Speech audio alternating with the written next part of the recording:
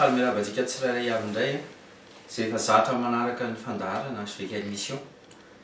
ary matoky feno koa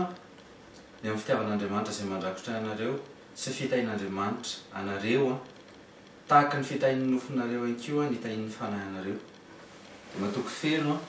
fa hikasika antsika indray ny tenin'Andriamanitra androany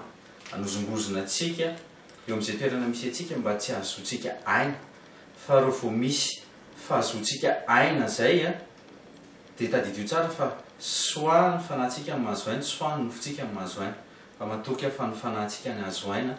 araka ny teniny tokoa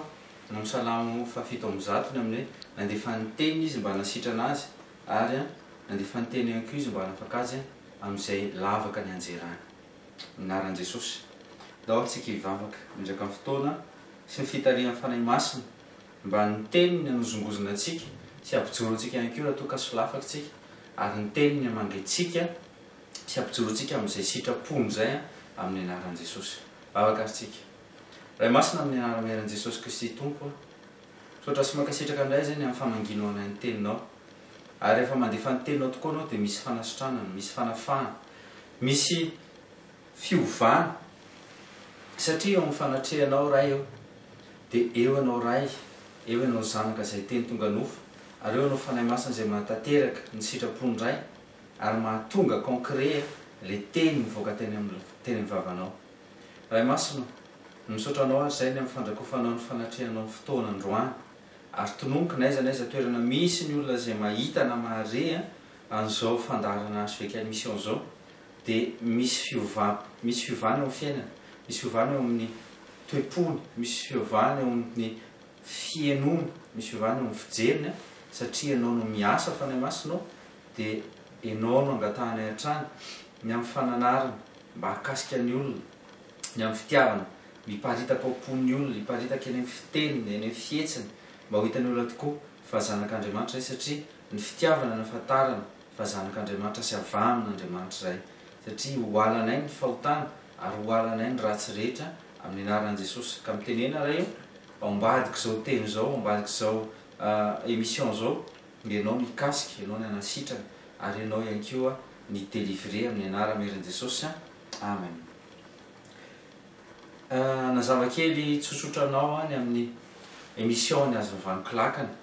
asveka émission izay ahafantarantsika azy tokoa. Ny asveka émission dia tsy fiangonana araka ny fomba fijerin'ny olona azy hoe manangon'olona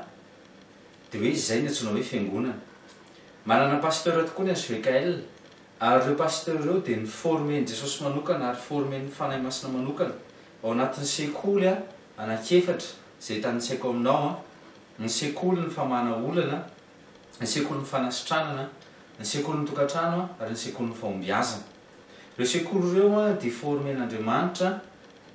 olona marobe amin'ny alalan'ireo pasteur izay natsangana ary mbola matoky koa fa mbola misy ny missionnaire izay ho atsangana ao anatin'ny asveka émission manokana ary maniry an'izany koa eraky ny assemblée na ny fivorian'ny olona masina rehetra mba hampijoro ny tena corps du Christ. Tiako fantatritsika tsirairay avy fa ny antsoina hoe église na fiangonana dia tsika tsirairay avy mihitsiny. Raha mijerytsika ny zavatra natsangany raha mijerytsika ny amin'ny Ancien Testament dia mahita fenontsika fa ny fanatrehan'Andriamanitra dia tao anatin'ny lehilahy. Tany amin'ny voalohany izy aloha tsy mba nisy nahita mihitsy Andriamanitra tamin'ny andron'ry Abrahama fa nanomboka teo amin'ny Mosesy dia niseho Andriamanitra tao anatin'ny tamin'ny alalan'ny androraona amin'ny atoandro any amin'ny Exodosy nareo mahita an'izany manomboka any amin'ny Exodosy toko 7:10 ary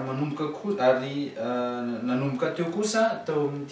Mosesy teo zany androraona amin'ny atoandro ary andriafo amin'ny alina.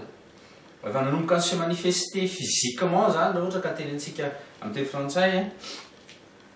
Andriamanitra ray io nametraka lalàna izy tamin'ny alalan'i Mosesy, nametraka 10 folo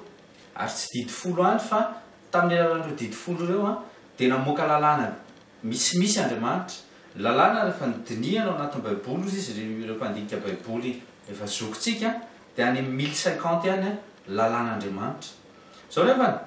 tsy nampiova ny toe-pona ny toe-panahiny Israelita mihitsiny ny lalàna izay mena azy. Zany no tonga azy ny teny any amin'ny bokin'ny Exodosy any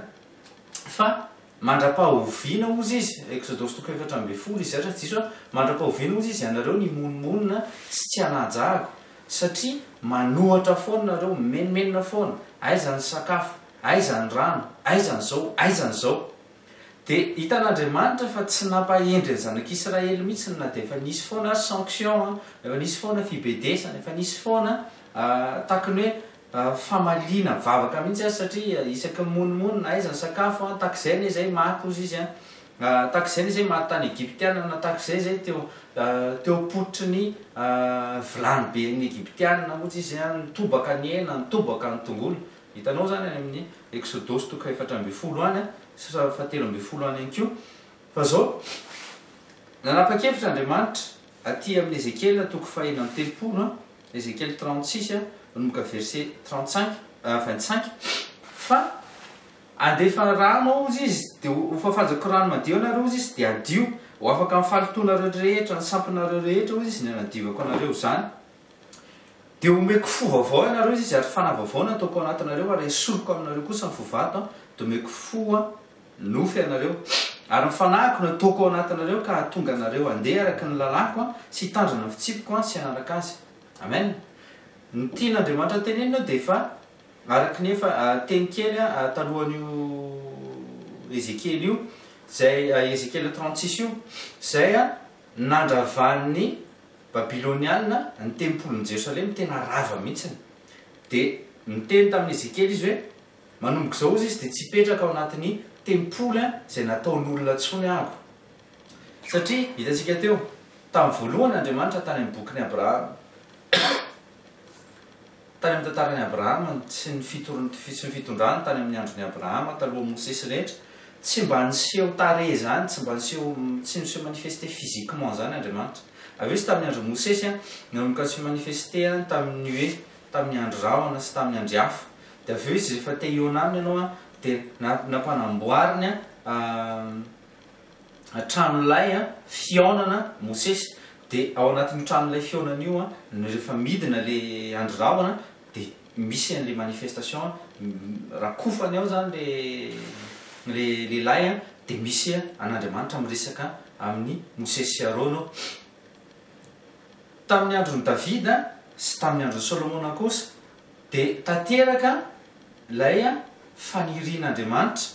Le fanirian'Andriamanitra zany le hoe iseho amin'izay dia nanangana tempoly tao Jerosalema. Zao nefa tsy mbola nampiova ny taranak'Israely ihany le fisian'Andriamanitra tao anatin'ilay tempoly tao anatin'ilay tempolyn'i Jerosalema. Dia eto amin'ny Ezekiel 36 teto dia niteny amin'izay Andriamanitra tsy hipetraka ozy izy ao anatin'ny tempoly natao tanan'olombelona ntsony ozy izy fa hipetraka ao anatin'ny tempoly zay tsy natao ny tanan'olombelona zay tsy voakasika ny tanan'olombelona izy le tempoly. Ahoana ny fanazavam-poly azy ozy izy tsy fantatrareo izy fa ianareo ny tempolin'Andriamanitra ary mahasary-piaro azy mihitsy anareo satria nividiny tamin'ny vidiny lafo. Any amin'ny Korintiana voalohany 4:9 toko fahenina Korintiana voalohany 4:9 ka hatramin'ny 7:10 nareo mahita an'izany. Dia hitanareo tsara fa sarobidy amin'Andriamanitra ary ny tempolin'Andriamanitra dia ny foko sy ny fonao. Zany hoe ny tempolin'Andriamanitra zany tsy le trano ivavahana tsy le dénomination ivavahana ka be da be manontany aminay mametra-panontaniana hoe fangany SVKL mission fiangonana. Dia zany miteny aminao tsy fiangonana araka ny fihevitrao sy ny nananganany olona fiangonana ny SVKL fa kosa manangana tahaka ny fananganan'Andriamanitra le egliziny le nividiny le zasy ianao tsirairay avy atsangana satria noravana. Ino moa ny tenenin' Jesosy tamin'ny fariseo sy ny sadoseo momba n'le tempoly tao Jerosalema rehefa ndroahany jesosy daholo niaraka tamin'ny karavasy izy ndroahany naparitany daholo ny vola naparitany daholo ny vany ny ondry rehetra sy ny karazany tezy jesosy satria izy izy nataonareo fireny jiolao izy izy a ny trano a zay a trano ataon'ny raiko a ho fivavahana ao anatin'io tempolo io tempolon'andriamanitra io de trano fiekofana trano tena mangina nefa ny lasa nisy iny lasa nisy compromis tao anatin'le trano de tezitra jesosy tarao ny fotsika de natao tempolon'andriamanitra tempolo ny fanahy masina ianao tsy natao tempolo ny aretina ianao tsy natao tempolo ny fahababony tsy natao tempolo zioka tsy natao tempolo ny tsy fisiny fa natao tempolon'andriamanitra ny royaume-n'andriamanitra na fanjakan'andriamanitra zay nety ny fanahy masina tamin'ny alalan'ny fidinany voalohany tety ambony tany any amin'ny Luka 7:10 manomboka amin'ny 10 nareo de mahita an'izany satria ireo sadoseo sy ny fariseo de nieritreritra be ny fanjakan'andriamanitra de hidina avy any an-danitra volamena be tena miaraka amin'ny arc-en-ciel be ohatrany tamin'ny andro Noa tena mamirapiratra be mihitsy de izy jesosy tsy tahakan'izao izy ny fiheven'ny fanjakan'andriamanitra le fanjakan'andriamanitra tedaviny eto le teneniny jesosy eto de le fanahy masin'andriamanitra midina ao anatin'ny olona maka ny toerana ao anatin'ny tempolon'andriamanitra fa tary fa ny tempolon'andriamanitra de ianao tempolon'andriamanitra de iza ary ny fikambanan'ireo natsiny hoe fikambanan'ny olo-masina mampianatra anao androany fikambanan'ny olo-masina ka le trano ikambanan'ny olo-masina indraindray nataony olona hoe fiangonana na le dénomination natsony olona hoe fiangonana fa diso ianao tompoka ny antsoina hoe fiangonana de za ny antsony olona hoe fiangonana de nao ary ny corps du Christ de ny fitambaran'ny ny tanana fitambaran'ny sandry fitambaran'ny vatana fitambaran'ny tongotra ary fitambaran'ny loha zay ny antsona hoe corps du Christ raha tianao fantatra ny eglizy de io eglizy alainy jesosy ho any amin'io io ihany koa ny antsony hoe épouse na hoe io koa ny antsony hoe io le ampiakarina azonao tsara le izy ka tsy misy nao amin'ny teny anglizy amin'ny teny gasy moa tsisy hoe pluriel na singulier fa amin'ny teny frantsay sy amin'ny teny anglisy misy ny antsona hoe pluriel